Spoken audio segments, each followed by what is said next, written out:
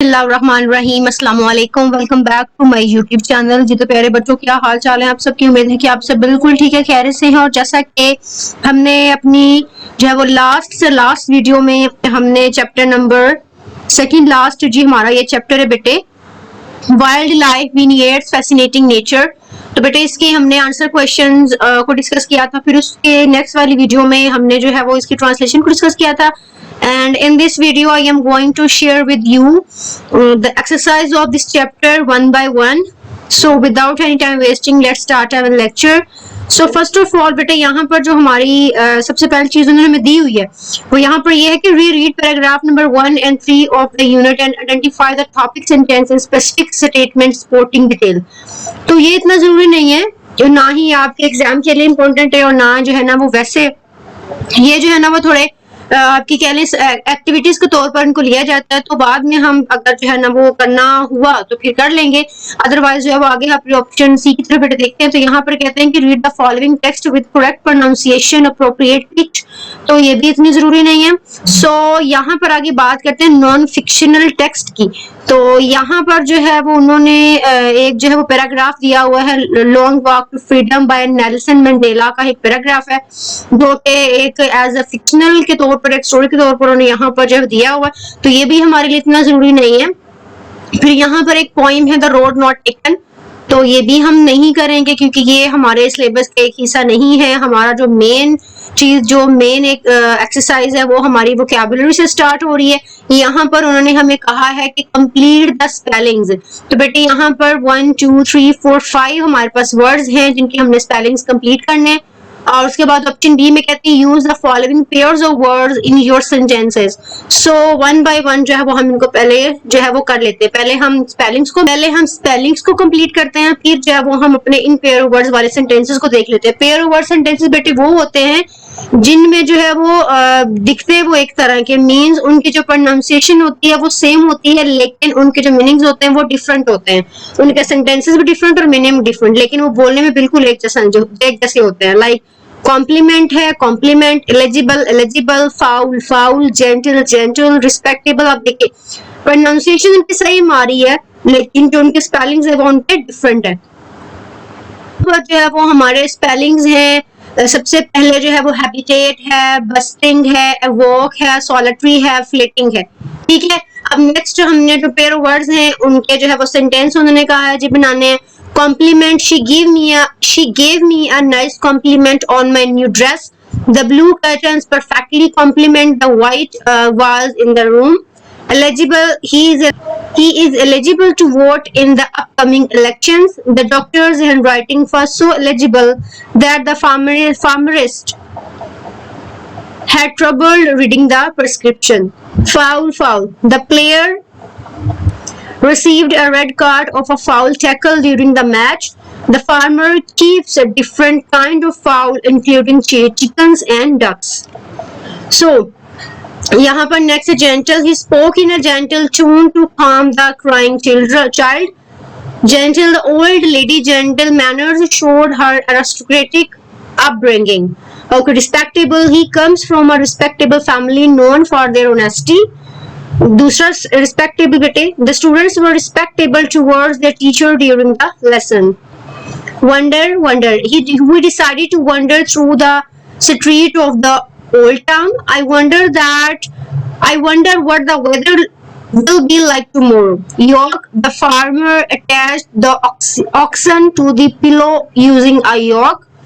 The egg yolk was bright yellow and rich in nutrients. जी तो बेटे next हमारी grammar है, वो कहते हैं from a noun with each of the following words and use the nouns in your sentences. अब यहाँ पे कहते हैं कि जो वर्ड्स दिए हुए हैं ये हमारे वर्ब हैं और हमने we have to change into noun. हमने इनको क्या करना बेटे, हमने इनको नाउन में चेंज करना। So let's get started. So here are the noun form from the given words along with sentences. Amuse, to amusement. Example, the children screamed with amusement as they played in the park. Reveal, to revelation. Okay, we have made reveal into revelation. We have changed reveal into revelation. The detective's revelation The detective's revelation shocked everyone in the courtroom. Delicate to delicacy. Sushi is considered a delicacy in many countries. Developed to development. Rapid development in technology has changed the way we live. Appreciate to appreciation. She received a certificate of appreciation for her hard work. Grow to growth. The company has seen significant growth in the past year. Strict to strictness. The teacher's strictness helped maintain discipline in the classroom. Include into inclusion. The inclusion of new members improved the team's performance. बेटे अब next को बात करते हैं pronounce the following words accurately. कि ये जो words आपको दिए गए हैं कहते हैं इनको प्रोनाउंस करें जी accurately. So the first one is vivid, the second is enchanting, the third is marvelous, the fourth is predator, urge, resilience, endangered. So the next topic is using hyphens, hyphenated nouns and adjectives. What is called hyphen? What is hyphen? Hyphen क्या है, हम hyphen को क्यों बुलाते हैं या why we use hyphens या हम hyphen को क्यों इस्तेमाल करते हैं. सबसे पहले कहते हैं the use of hyphens is called hyphenation. Hyphen को हम हाइफिनेशन कहते हैं. तो बेटे हाइफिनेशन का मतलब होता है कि टू वर्ड्स को आपस में कनेक्ट करना. Hyphen is used to join two words to have one meaning. एक जो मीनिंग होता है दो वर्ड्स को जोड़कर हम उसका एक मीनिंग बनाते हैं, उसको हम हाइफन कहते हैं. A hyphen is used with two or more words that act as single unit describing a noun. फिर जो है वो हाइफन इस्तेमाल किया जाता है कि नाउन को डिस्क्राइब करने के लिए, like deep fried chicken. Basically hyphen बेटे एक ऐसे जो है वो अल्फाज कह लें कि ऐसे वर्ड्स होते हैं, वर्ड्स नहीं होते, ये कह लें कि एक हैशटैग टाइप ही होता है, ठीक है, जिसको हम जो है वो अपने वर्ड्स में इस्तेमाल करते हैं अपने वर्ड्स के मीनिंग को बताने के लिए. लाइक उन्होंने कुछ बताया हुआ है यहाँ पर. एक तो ये बताया हुआ कि hyphen is used with two और मोर वर्ड्स, या दो या दो से अल्फाजों में इनको इस्तेमाल किया जाता है. That act as a single unit, जो कि एक जो है वो एक वर्ड के तौर पर काम करते हैं. दूसरे में कहते हैं if the figures more than 20 and less than 100, कि अगर जो है वो फिगर हमारे 20 से ज्यादा है या 100 से कम है तो हम जो है इनको हाइफन डाल के लिखेंगे, लाइक 46. फिर आगे कहते हैं hyphens are used to separate syllable in word. फिर जो है वो एक वर्ड के सिलेबल को अलग करने के लिए भी हम हाइफन्स का इस्तेमाल करते हैं. आगे बेटे बात करते हैं एग्जांपल में जी. Brother in law, mother in law, president elect, self confident. तो इस तरह के अल्फाजों में भी हम जो है वो हाइफन का इस्तेमाल करते हैं. तो यहाँ पर बेटे एक्टिविटीज में जो है वो उन्होंने हमने क्या करना है कि हमने हाइफन का इस्तेमाल करना है. जैसे कि एग्जाम्पल में एंटी करप्शन है, एंटी रियोट है, एंटी इनफॉर्मेटरी है. तो यहाँ पर हमारे पास कुछ जो है वो वर्ड्स दिए हुए, हमने जो है वो इनमें हाइफन को जो है वो इस्तेमाल करना है. तो बेटा यहाँ पर जो है वो self respect, self made, self motivation, आगे एग्जाम्पल भी हैं, ठीक है. Ex president, ex boyfriend, ex serviceman, को वर्कर, को ऑथर, को exist, non fiction, non stop, non verbal. तो बेटे ये जो है वो आपके नाउन और कोई कुछ नाउन बने हैं, कुछ वर्ब बने हैं, कुछ एडजेक्टिव बने हैं आपके सामने जो है वो उनको मैंने ब्रैकेट में लिखा भी हुआ है. साथ उनके जो एग्जांपल भी अगर आपके जो है वो आपको चाहिए कि हाँ इनकी एग्जांपल भी होने चाहिए तो साथ ही जो है वो I have already mentioned the example of every word. जी तो बेटे नेक्स्ट बात करते हैं fill in the blanks with correct words ending in OUGH from the given option. We played outside dash it was drizzling. Though there wasn't dash sugar left for tea enough. Salma needed the dash to make bread dough. The storm below the leaves of the bow.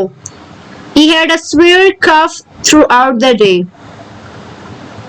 Okay, बेटे आगे बात करते हैं create a short story using 4 to 5 different words ending in OUGH. So let's get started. So here is a short story that is based on OUGH. James had a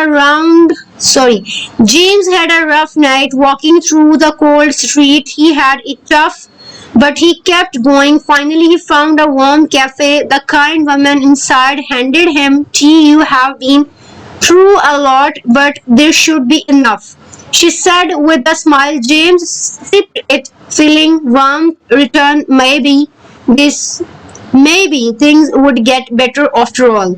So the words we have used in this story are rough, true, tough, enough.